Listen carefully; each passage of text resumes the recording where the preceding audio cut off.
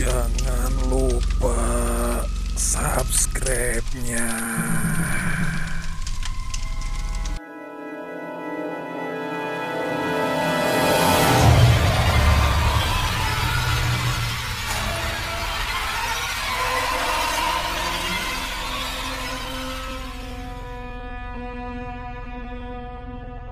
Namaku Aden.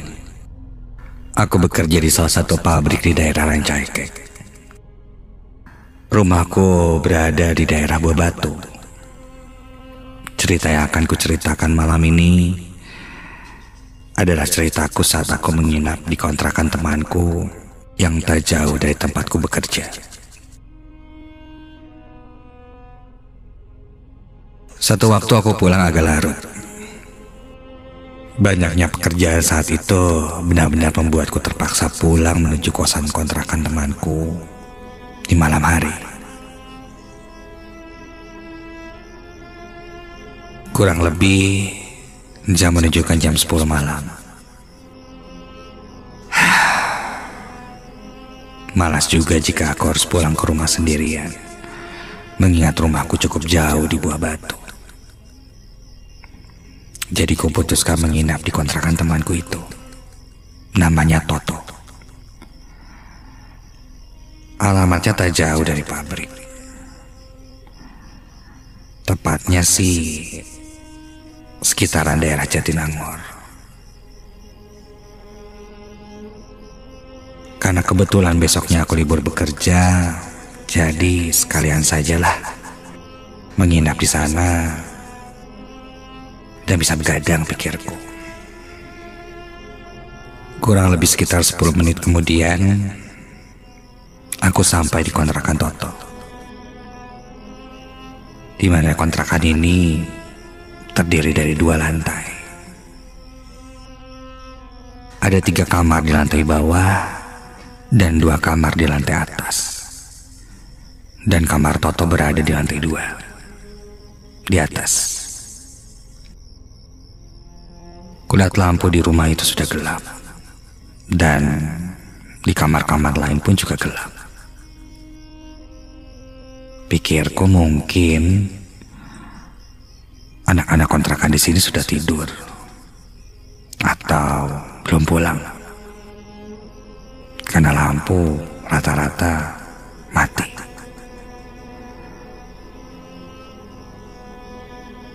Sampai di kamar Toto, kulihat Toto sedang mengobrol dengan temannya yang juga mengontrak di sana. Assalamualaikum, Tok. Hai. Singkat cerita, kami pun menghabiskan waktu malam itu dengan mengobrol, bermain game, begadang lah. Udara saat itu cukup gerah. Aku bilang ke Toto akan kubuka sedikit pintu kamar agar ada angin yang masuk. Kubuka sedikit pintu kamar itu. Dari celah pintu kamar yang terbuka, terlihat di seberangnya adalah sebuah kamar. Aku tanya pada Toto, di seberang itu kamar siapa? Karena lampunya saat itu menyala. Toto bilang, sepengetahuan dia sih masih kosong, belum ada yang ngisi. Tapi memang lampu kamarnya selalu dinyalakan. Kalau itu kamar kosong, aku jadi kepikiran untuk mengontrak juga di sana. Agar tak harus bolak-balik dari rumah ke tempat kerja aku dengan jarak yang cukup jauh. Aku tengok lagi ke arah kamar kosong itu dan loh, sekilas aku melihat kok ada yang mengintip ya dari dalam jendela kamar itu. Dan ketika aku menengok, dia seperti bersembunyi. Iya, nampak jelas ada bayangan hitam orang mengintip di jendela. Lalu saat ku tengok, dia seperti buru-buru bersembunyi. Aku bangkit sebentar ke arah depan kamar Toto dan sedikit mengintip ke dalam kamar itu. Dan tidak ada siapa-siapa di dalamnya. Kosong.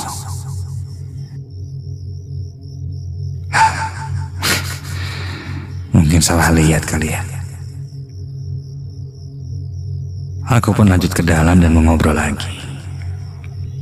Tak terasa waktu berlalu, dan saat itu sudah lebih dari jam 1 pagi.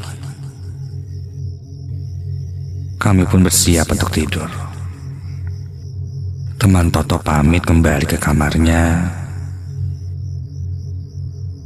sedang aku dan Toto bersiap untuk istirahat.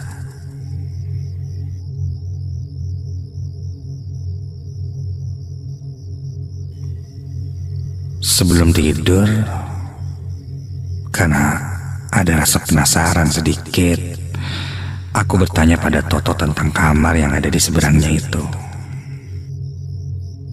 Kutanya sudah berapa lama kosong, dan memungkinkan tidak ya kalau aku tinggal di sana juga. Toto menjawab, ya, entah sudah berapa lama kamar itu kosong.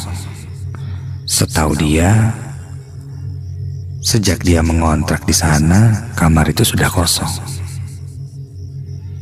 Dan di antara kamar-kamar kosong lainnya, kamar itu sepertinya tidak disewakan oleh pemilik rumah itu. Pernah satu waktu Toto melihat ada orang yang akan mengontrak di sana dan memilih kamar itu karena kosong. Namun saat memilih rumah kontrakan ini, dia bilang kamarnya sudah ada yang isi, jadi tidak dikontrakan. Pilih saja kamar yang lain, begitu. Namun sampai saat ini tidak ada orang yang mengisinya. Menarik, kataku. Sudahlah. Hari semakin larut. Aku pun terlelap dalam tidur.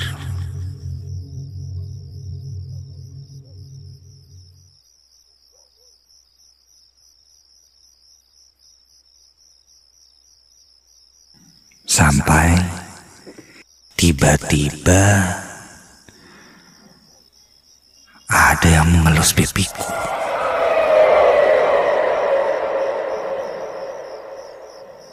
Terasa jari jemari yang dingin menyentuh kulit pipiku.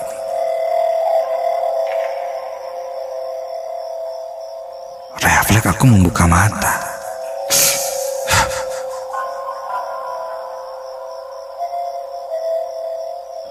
Kulihat di seberangku Toto sedang tertidur sambil meluk guling.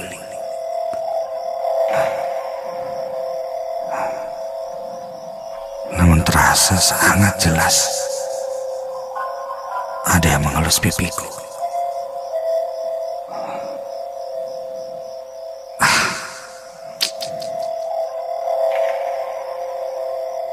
Apa mungkin binatang kali ya?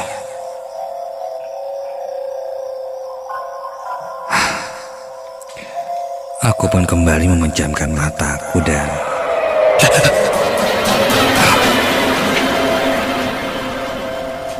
baru saja mataku terpejam, kembali ada yang menyentuh pipiku. Kontan aku membuka mataku dan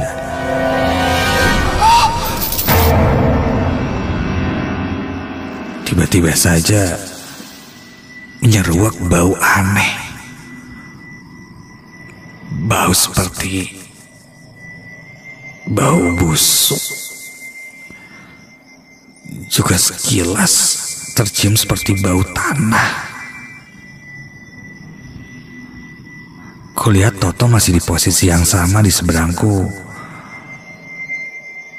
Berjarak kurang lebih 2 meter. Dia sedang tertidur membunyiku sambil meluk guling. Dalam hati aku ingin membangunkan Toto. Bau busuk dan tanah yang bercampur itu seakan-akan lewat di hidungku. Aku pun memaksakan diri untuk terbangun.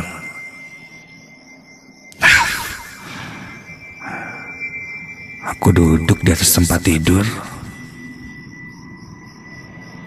yang tergeletak di lantai itu. Aku lihat ke sekitar kamar Toto. Tidak ada apa-apa. Sampai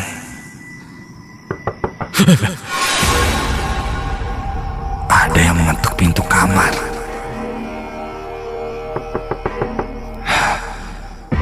Siapa yang ngetuk pintu kamar tengah malam kayak gini? Kulihat Toto masih tertidur nyenyak. Apa mungkin teman Toto yang tadi ya? Ada yang ketinggalan kali ya barangnya. Aku langsung menuju pintu kamar untuk membukanya. Dan ketika ku buka pintunya,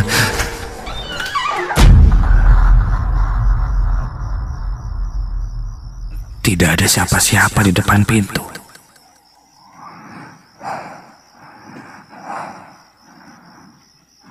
Aku kembali menutup pintunya. Baru saja pintunya tertutup,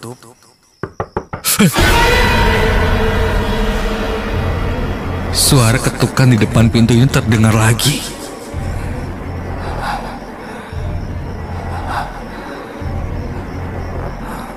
Sadar ini sudah tidak wajar, aku pun coba membangunkan Toto.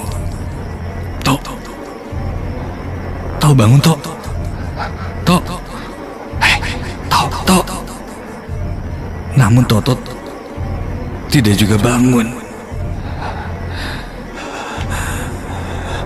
Kali ini aku coba beranikan diri. Ku pegang gagang pintu.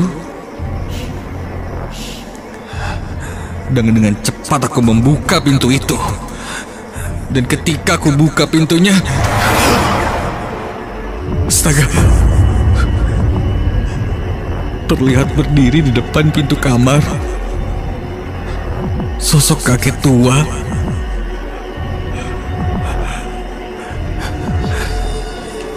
Badannya kurus, rambutnya panjang beruban dengan kumis dan jenggot. Agak sedikit bungkuk dengan baju pangsi hitam. Berdiri di depan kamar Toto. Dari sosok itulah tercium aroma bau busuk seperti sampah.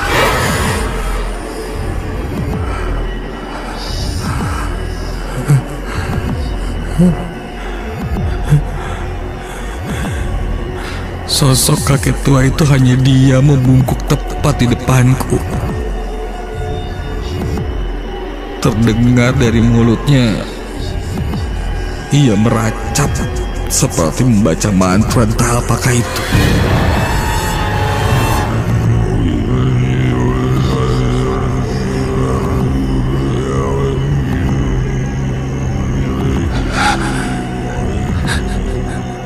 Dan tiba-tiba saja ia membuka mulutnya dan menganga.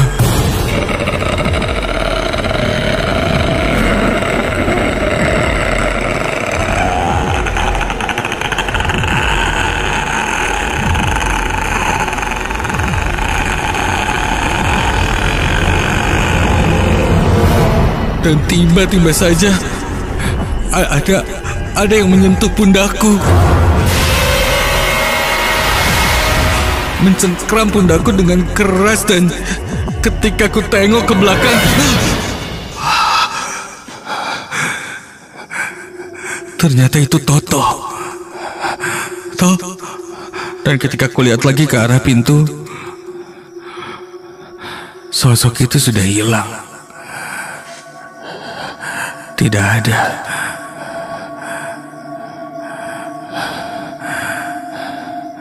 Toto bertanya padaku sedang apa. Kuceritakan tadi ada yang mengetuk pintu, dan kuceritakan apa yang kulihat pada Toto tadi sebelum dia menyadarkanku. Toto tidak banyak membahas itu. Setelah mendengar ceritaku, dia memintaku untuk segera tidur saja. Keesokan harinya Toto pun mulai menceritakan padaku tentang sosok yang kulihat semalam itu. Dia bilang dia juga pernah melihat sosok itu, kakek-kakek yang terlihat di kamar seberang. Dan beberapa orang di kontrakan ini pun pernah melihat penampakan kakek-kakek tua itu seperti sedang bersemedi di dalam kamar. Kadang sesekali terdengar suara batuk dari arah kamar kosong itu. Sempat ada rumor juga, katanya sih sosok kakek itu pernah tinggal di kamar itu. Entahlah. Yang jelas, ketika sudah lewat tengah malam, jika mendengar suara ketukan, sudah pasti dan seharusnya tidak dibuka.